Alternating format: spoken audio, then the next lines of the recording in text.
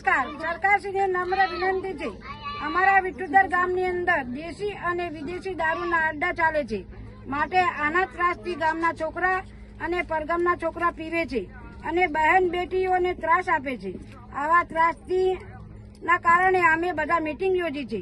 આ બહેનોના મુખે સાંભળવા મળ્યું છે કે ડેરીના સમયે દૂધ ભરાવા જતી વખતે આ દારૂડિયાઓ અને અસામાજિક તત્વો દ્વારા રસ્તામાં કુદૃષ્ટિઓએ જેવું વર્તન કરતા હોવાથી અમે ઘર છોડવા પણ મજબૂર છીએ.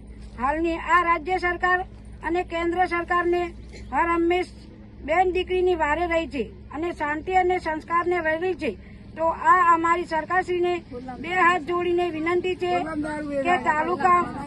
કે તાત્કાલિક ધોરણે વિઠ્ઠુદર ગામના દારૂના અડ્ડા ચલાવતા બુટલેગરો સામે તાત્કાલિક કાયદેસરની કાર્યવાહી કરે અને અડ્ડા બંધ કરાવે. આના ત્રાસથી આજે 200 જેટલી મહિલાઓ ભેગી થઈ છીએ અને કાયદેસરની કાર્યવાહી ના થાય તો થોડા દિવસો પછી 1000ની સંખ્યામાં ડીસા કલેક્ટર ઓફિસે સાહેબશ્રીને આવેદનપત્ર આપવા મજબૂર થઈશું.